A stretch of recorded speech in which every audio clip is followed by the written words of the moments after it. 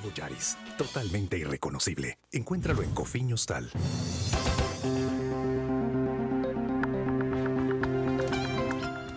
Corte Suprema de Justicia alcanza el medio centenar de reuniones sin lograr la elección del nuevo presidente de ese órgano del Estado, que se declara en sesión permanente.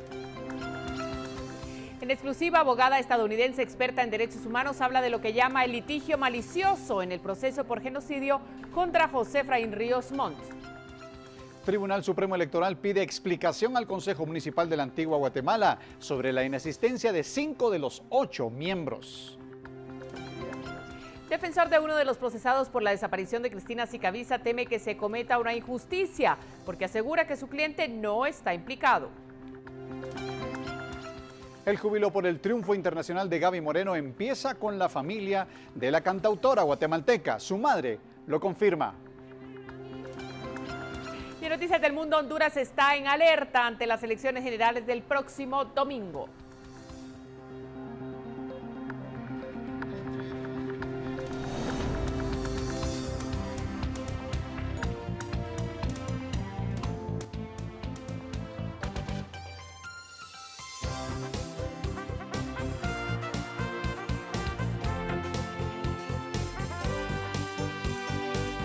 Esta es la emisión estelar de Noticiero Guatevisión, con María Luisa Gómez y Emilio Gracias.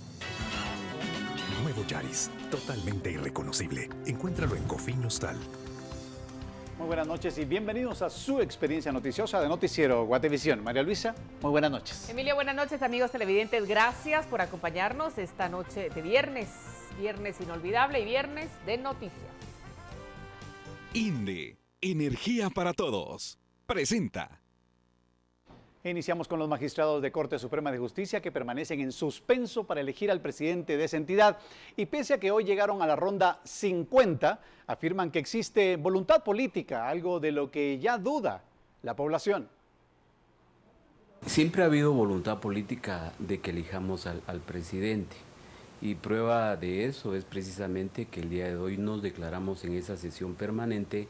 Por supuesto que es penoso, ¿verdad? Porque ya tenemos que haber elegido desde antes del 13 de octubre. El magistrado explicó que se conformó una nueva comisión para tratar de llegar a un resultado positivo y lograr que uno de los magistrados postulados obtenga los 9 votos que requiere la Constitución. El vocal primero, Eric Álvarez, ha permanecido en la presidencia de forma interina por 40 días, sin pronunciarse ante la prensa. Uno de los 3 poderes del Estado que se ha visto dividido por el grupo de los 6 y los 7, lo que ha provocado la falta de consenso y que hoy los magistrados lleguen a la ronda 50. Por su parte, el magistrado Rogelio Sarceño afirma que no existen intereses personales. Obviamente todo esto contribuye a un desgaste en la confiabilidad del sistema de justicia, en eso estamos claros.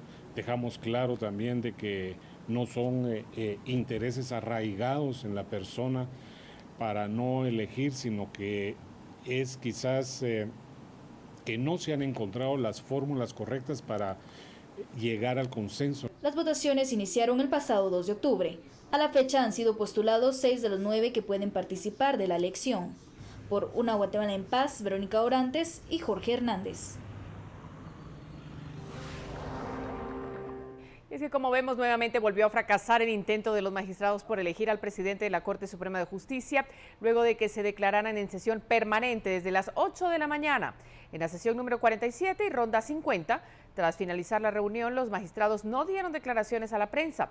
Sin embargo, el vocero de la Corte Suprema de Justicia explicó en qué se diferencia una sesión permanente de una ordinaria, como se prevé se realice mañana.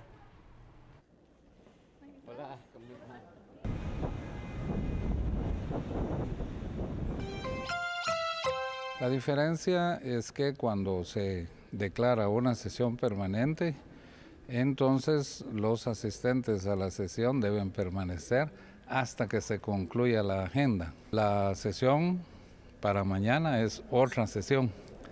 Ya no es una sesión permanente que implique llegar a agotar la agenda, que la agenda es la conclusión con la elección del presidente. Y la presidenta de la Asociación de Jueces y Magistrados considera que será difícil que haya un consenso entre los magistrados, por lo que el vocal primero, Eric Álvarez, podría seguir como presidente de forma interina. Incluso creemos que podría darse en algún momento que incluso el doctor Álvarez fuera quien concluyera el periodo si no se logra un consenso. Lo que sí es importante tomar en cuenta es que el organismo judicial sigue su curso, se ha continuado con el trabajo como se ha venido realizando y nosotros como juzgadores también seguimos realizando nuestro trabajo como siempre, sin que esto represente en este momento ninguna afectación para nosotros ni para la justicia, porque reitero, todo sigue su desarrollo normal. Bueno, pasamos a otro caso porque después de un mes de que la Corte de Constitucionalidad otorgó un amparo a José Efraín Ríos Montt, en el que ordena que la Sala Primera debe de fundamentar la denegación de amnistía, esta aún no ha sido resuelta debido a que el expediente no ha llegado a la Sala. La Alta Corte informó que el expediente ya había sido remitido a la Corte Suprema de Justicia. Los magistrados que conocerán el proceso por genocidio solicitaron esta tarde el expediente al organismo judicial. Al llegar el documento, los profesionales del derecho tienen 5 días para resolverlo. De hecho, en una entrevista exclusiva para Noticiero Guatevisión, la especialista en ciencias políticas de la Universidad de George Mason en Estados Unidos y asesora principal de WODA, institución no gubernamental de asuntos latinoamericanos en derechos humanos, afirmó que existe el litigio malicioso y el exceso de acciones legales en el proceso por genocidio. ¿Cómo es visto el proceso de José Efraín Ríos Montt por genocidio debido al exceso de amparo? ¿Se podría hablar de litigio malicioso en este caso? Yo creo que es evidente que sí. A través de todo el proceso, desde que se fue ligado al proceso Efraín Ríos Montt, la defensa ha puesto más de 100 amparos, tengo entendido yo. Muchos de ellos frívolos, con la clara intención de retroceder el proceso, de obstaculizar el proceso. Yo creo que es importante recordar de que la Corte Interamericana ha llamado la atención al Estado guatemalteco sobre el mal uso de los amparos y el litigio malicioso en otras sentencias. Tenemos ahora actualmente un proceso que va por el juicio, que es un juicio al cual a ustedes les preocupa, y otro que va con otra serie de acciones y que podría retrotraer todo el proceso al 23 de noviembre del 2011. Bueno, es interesante porque cuando el juicio estaba en proceso, trajimos un grupo de fiscales y jueces de América Latina para participar en la observación judicial del proceso. Uno de ellos fue el fiscal del caso Alberto Fujimori, el expresidente del Perú, quien ahora purga prisión por crímenes de lesa humanidad. El fiscal Guillén mencionó que si en el caso Fujimori los abogados de la defensa hubiesen podido interponer amparos y otros recursos en otras salas, incluso salas inferiores, el juicio Fujimori nunca hubiese podido terminar. Le sorprendió incluso de que el sistema judicial de Guatemala permitiera esa utilización del amparo y en diferentes cortes. Ustedes temen mucho por la fecha, mencionaban, del inicio juicio. Sabemos que las víctimas en el caso de genocidio Xil ya han esperado 30 años para que su caso llegue a tribunal. Interpusieron la primera queja en 2000, entonces, desde que se convirtieron los hechos, 30 años. Desde que interpusieron la denuncia, 13 años para que comience el juicio.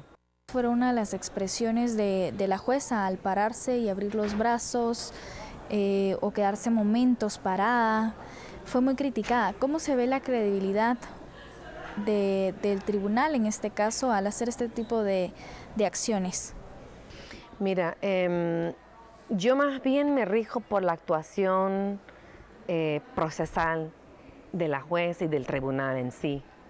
Estuvimos aquí durante varias semanas del juicio y procesalmente la actuación de la jueza y del tribunal ha sido impecable. Entonces, por ahí yo creo que es muy difícil criticar. INDE, Energía para Todos, presentó. Tenemos más noticias, pero debemos ir a una pausa comercial.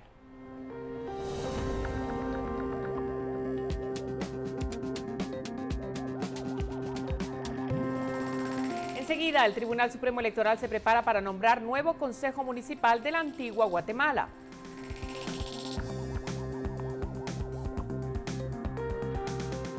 Además, habla la defensa de uno de los implicados en el caso por la desaparición y muerte de Cristina Sicavisa. Los detalles cuando volvamos.